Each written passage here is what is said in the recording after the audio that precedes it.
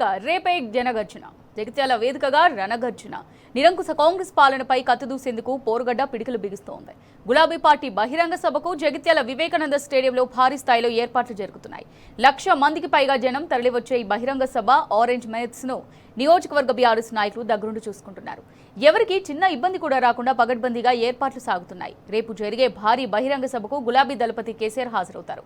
ఈ సభలోనే కాంగ్రెస్ సీనియర్ నేత మాజీ మంత్రి జీవన్ రెడ్డి బీఆర్ఎస్ పార్టీలో చేరతారు. కేసీఆర్ ఆయనకు గులాబీ కండువా కప్పి సాధారణంగా పార్టీలోకి స్వాగతిస్తారు. ఇక ఇదే సభలో ఉమ్మడి కరీంనగర్ జిల్లా నుంచి వందలాది మంది కాంగ్రెస్ నాయకులు, వేలాది మంది కార్యకర్తలు కూడా గులాబీ పార్టీలో జాయిన్ కానున్నారు. బండెనక బండి కట్టి బయలుదేరేందుకు ప్రజలు సిద్ధమవుతున్నారు. ఇవన్నీ చూసే కాంగ్రెస్ పార్టీకి వణుకు మొదలైంది. సభకు ఆటంకాలు సృష్టించడానికి నక్కజిత్తులన్నీ ప్రయోగిస్తున్నారు కాంగ్రెస్ లీడర్లు. కానీ ఆ ట్రిక్కులేవి చెల్లవని, సభను గ్రాండ్ సక్సెస్ చేసి తీరుతామని బీఆర్ఎస్ నేతలు తేల్చి చెబుతున్నారు.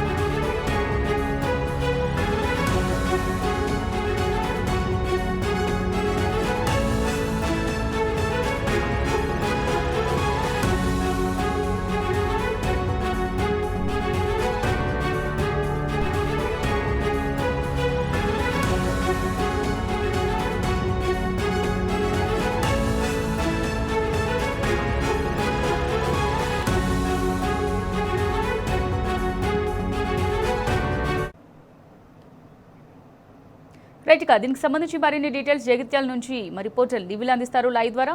లివిల్ చెప్పండి, మరి జగిత్యాల సభకు సంబంధించి మీ దగ్గర ఉన్న డీటెయిల్స్ ఏంటి? రేపు ఈ సమయానికి జగిత్యాల్లో ప్రజా ఆశీర్వాద జగిత్యాల జనగర్జన సభ ప్రారంభం కానుంది. బీఆర్ఎస్ అధినేత కేసీఆర్ ఈ సభకు హాజరు కానున్నారు.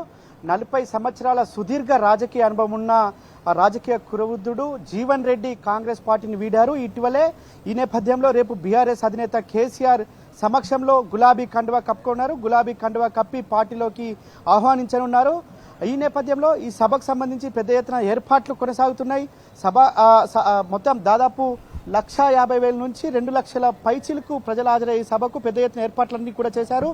ప్రధానంగా ఈ ప్రజా ఆశీర్వాద సభకు సంబంధించి గత 2.5 సంవత్సరాల కాంగ్రెస్ వైఫల్యాలు, రైతులకు చేసిన మోసాలు, 420 హామీలకు సంబంధించిన ప్రధాన అస్త్రాలుగానే బీఆర్ఎస్ అధినేత కేసీఆర్ ప్రసంగించున్నారు. ప్రధానంగా రైతు భరోసా అంటే రైతు బంధు అనే ఒక వినూత్న కార్యక్రమానికి శ్రీకారం చుట్టారు ఆనాడు బీఆర్ఎస్ హయాంలో. కానీ ఆ రైతు భరోసాను రైతు బంధును పేరు మార్చి రైతు భరోసా ఇస్తారని చెప్పి ఇవాళ కేవలం రేపో మాపో వరి కోతలు పూర్తయి రైతుల అకౌంట్లో వడ్ల పైసలు పడే సమయంలో ఇవాళ రైతు భరోసా నిధులు విడుదల చేశారంటే పూర్తిగా బీఆర్ఎస్ భయానికి, బీఆర్ఎస్ చేసే పోరాటానికి ఇవాళ కాంగ్రెస్ ప్రభుత్వం పూర్తిగా భయపడి ఇవాళ రైతాంగానికి మేము రైతు భరోసా అంటూ కూడా ముందుకొచ్చింది. అయితే ఈ సభకు సంబంధించిన ఏర్పాట్లు ఏ విధంగా ఉన్నాయి, సభకు సంబంధించి ఏ సమయంలో బీఆర్ఎస్ అధినేత ఇక్కడికి చేరుకుంటారు, ఈ సభకు సంబంధించిన ఎలాంటి అంతరాయాలు ఏర్పాటు చేశారు, రాష్ట్రంలో కాంగ్రెస్ ప్రభుత్వం అడుగడుగున ఈ సభను అడ్డుకునే ప్రయత్నం చేసింది,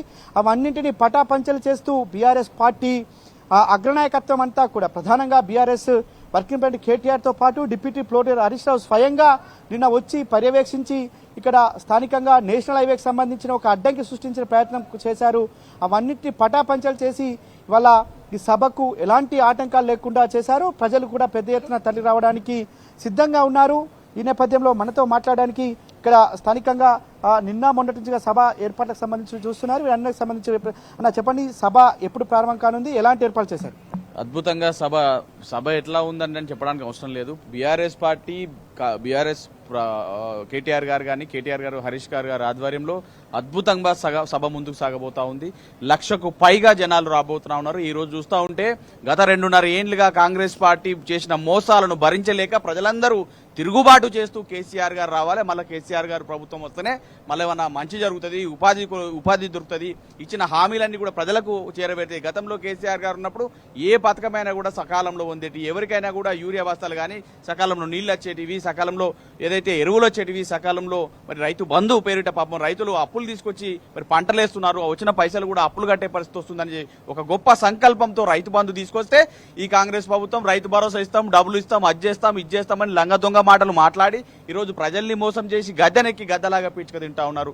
ఇలా చూస్తా ఉంటే ఎంత లంగేషాలు వేస్తున్నారంటే కాంగ్రెస్ నాయకులు. ఇలా ఇక్కడ ఈ 2.5 ఏళ్ళు అవుతుంది, వీళ్ళు చేసింది లేదు, ప్రాజెక్టు కట్టింది లేదు, ఒక పైసా తీసుకొచ్చింది లేదు. కేంద్ర ప్రభుత్వం చిల్లిగా అవ్వకపోయినా కూడా కాళేశ్వరం పేరుతో ప్రాజెక్టు కట్టి ఇలా కేసీఆర్ గారు కొన్ని లక్షలాది ఎకరాలకు సాగునీరు అందజేసే విధంగా పనిచేస్తే వీళ్ళట మళ్ళీ ఇలా మేడిగడ్డ సందర్శనట.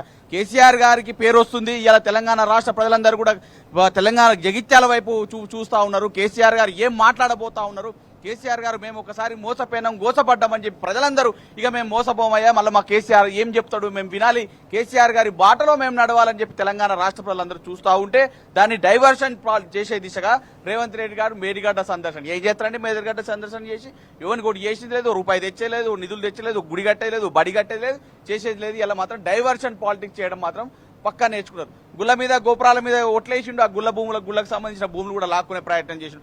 ఎంత చిల్లర రాజకీయం అంటే ఇలా పెద్ద ఎత్తున 1,00,000కు పైగా ప్రజలు తరలి వస్తున్నారు అని తెలుసుకొని ఇక్కడ చూస్తే ఇటు కొరుట్ల జగిత్యాల నుంచి, నిజామాబాద్ నుంచి, ఇటు కొరుట్ల నుంచి, వెమ్లవాడ నుంచి ఇటు వచ్చే లింక్ ఉండే నేషనల్ హైవేని తవ్వి, ఎంత అఘాయితం అండి, నేషనల్ హైవేని తవ్వి బస్సులు రాకుండా, ఆటోలు రాకుండా, ఏ వెహికల్స్ రాకుండా ఆపి ప్రజలను ఆపే ప్రయత్నం చేస్తున్నారు. ఖబర్దార్ కాంగ్రెస్ నాయకులారా, ఈ రోజు మీరు ఎన్ని అడ్డంకులు క్రియేట్ చేసినా, ఎన్ని ఇబ్బందులు క్రియేట్ చేసినా వేలాది లక్షలాది మందిలో ప్రజలు తరలి వచ్చడానికి సిద్ధమవుతా ఉన్నారు.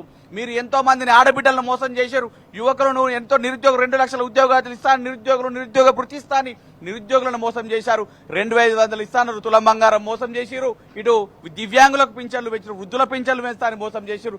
అన్ని విధాలుగా సబ్బండ వర్గాలను మోసం చేసిన పార్టీ ఏదైనా ఉందా అంటే అది ఖచ్చితంగా కాంగ్రెస్ పార్టీ అని తెలంగాణ ప్రజలందరూ తెలుసుకున్నారు. గతంలో కేసీఆర్ గారు ఒక మాట అన్నారు, మోసపోతే గోసపడతారు, మనం అందరం ఐక్యంగా ఉండాలి, మన తెలంగాణ యాసను, భాషను, నీళ్లను, నిధులను మనం సంపాదించుకోవాలి, కాపాడుకోవాలంటే ఖచ్చితంగా మన పార్టీ, మన ప్రాంతాన్ని కాపాడుకునే పార్టీ మన బీఆర్ఎస్ పార్టీ, మన కేసీఆర్ గారి ప్రభుత్వం ఉంటేనే మన తెలంగాణ ప్రభుత్వం, మన తెలంగాణ ప్రాంతం బాగుపడుతుందన్నాం. ఈ రోజు కొంత కాంగ్రెస్ పార్టీ చెప్పిన మాయ మాటలు విని కొంత మోసపోయి ఈ రోజు రాష్ట్ర ప్రజలందరూ ఇబ్బంది పడ్డారు. కానీ తొందరగా బయటపడ్డారు. వాళ్ళ దొంగ మాటలన్నీ తెలుసుకొని ఈ రోజు ప్రజలందరూ మళ్ళా బీఆర్ఎస్ పార్టీ ఉంటేనే ఎక్కడ ఏ ఇబ్బంది వచ్చినా, లగచర్ల ఘటనలు కానీ, హైడ్రా కూల్చివేతలు కానీ, మూసీ కూల్చివేతలు కానీ, ఇటు హెచ్సీలో భూములు లాక్కోవడం కానీ, ఎక్కడ ఏ ప్రజలు, ఏ తెలంగాణ పేద బడుగు బలహీన ప్రజల ఎక్కడ ఇబ్బంది జరిగినా కూడా తెలంగాణ భవన్ వైపు తరలి వస్తా ఉన్నారు, కేటీఆర్ గారి వైపు తరలి వస్తా ఉన్నారు. కాబట్టి ఈ రోజు జగిత్యాల్లో 40 ఏళ్లు ఉన్న సుదీర్ఘ అనుభవం ఉన్న రాజకీయ నాయకుడు జీవన్ రెడ్డి గారు